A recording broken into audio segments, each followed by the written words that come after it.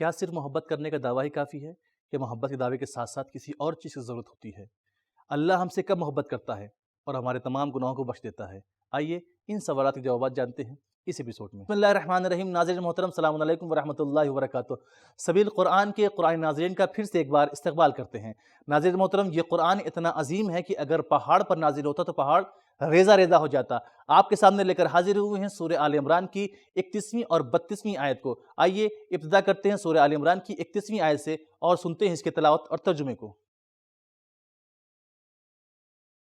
كتاب أنزلناه إليك مبارك ليدبروا آياته وليتذكر أولو الألباب بسم الله الرحمن الرحيم قل إن كنتم تحبون الله فاتبعوني يحببكم الله ويغفر لكم ذنوبكم واللہ غفور رحیم۔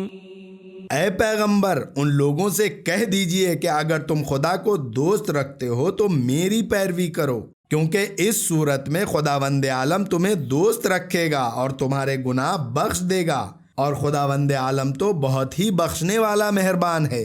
سورہ آل عمران کی 31ویں آیت کی تلاوت اور اس کے ترجمہ سننے کے بعد آئیے سنتے ہیں اس کے اہم نکات کو۔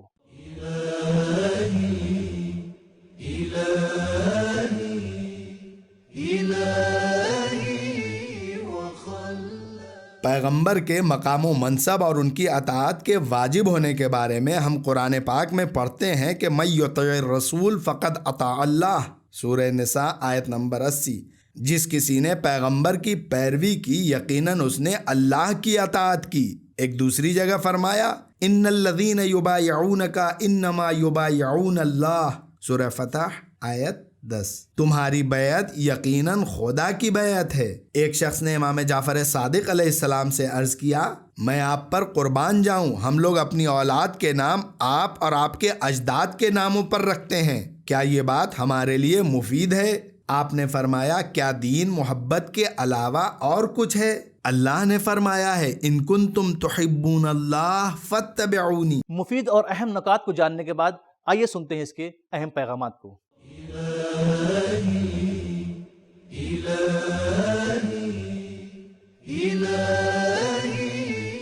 ایک، ہر دعویٰ عمل کے ساتھ ثابت ہوتا ہے۔ بقول شاعر، کار با سعیست نی با ادعا لیس للانسان الا ما سعی، یعنی کام کوشش کرنے سے ہوتا ہے، دعووں سے نہیں۔ خدا فرماتا ہے انسان کے لیے وہی کچھ ہے جس کی وہ سعی و کوشش کرتا ہے۔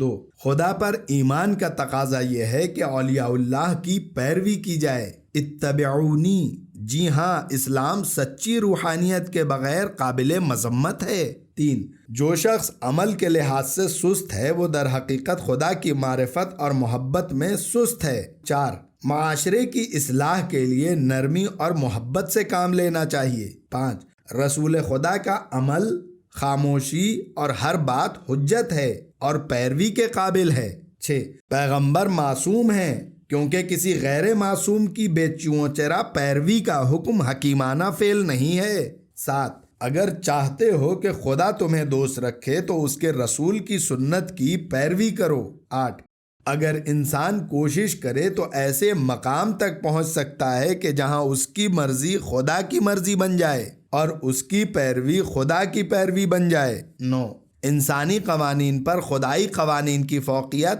عنصر محبت، عملی نمونہ اور قانون بنانے والے کی صلاحیت کے اعتبار سے ہے۔ 10، بہترین جزا معنوی اور روحانی جزا ہے۔ اللہ کے نزدیک محبوب ہونا اور مغفرت پانا مومنین کے لیے بہترین جزا ہے۔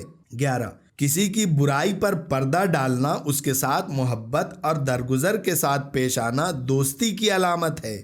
12، نیک کام گناہوں کی بخشش کا ذریعہ ہیں۔ 13، پیغمبر کی اطاعت و پیروی مغفرت الہی کا سبب ہے۔ اس ایپیسوڈ کی اگلی آیت یعنی سورہ آل عمران کی 32ویں آیت کی تلاوت اور ترجمے کو سنتے ہیں۔ قل اطیعوا اللہ والرسول فإن تولوا فإن اللہ لا يحب الكافرین۔ کہہ دو کہ اللہ اور رسول کی اطاعت کرو، پس اگر وہ روگردانی کریں تو یقیناً اللہ کافروں کو دوست نہیں رکھتا۔ اس آیت میں بھی ایک نقطہ پایا جاتا ہے، اس نقطے کو سننے سے پہلے آپ سے التماس ہے کہ ہمارے چینل کو سبسکرائب کریں، اور اگر ہمارا پروگرام آپ کو پسند آتا ہے تو دوسروں کے ساتھ شیئر کریں۔ آئیے سنتے ہیں اس آیت کے نقطے کو۔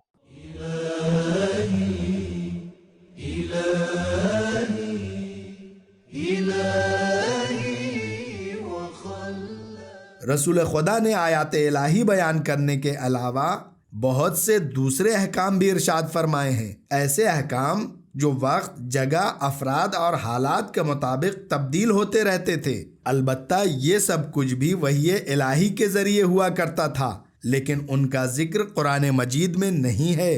خدا کی اطاعت کے ساتھ رسول کی اطاعت کا معنی اصل میں انہی ارشادات نبوی پر عمل کرنا ہے۔ سورہ آل عمران کی 32ویں آیت کے نقطہ سننے کے بعد آئیے جان لیتے ہیں اس کے اہم پیغامات کو۔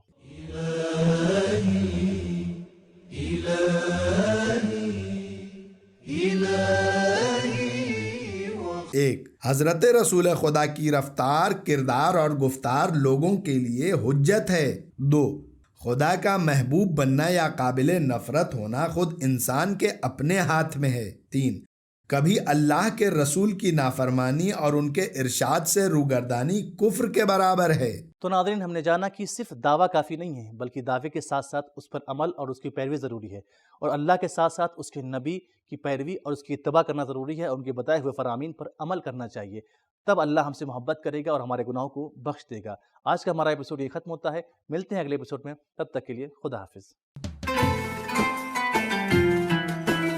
سبیل قرآن، قرآنی سماج کی پہچان۔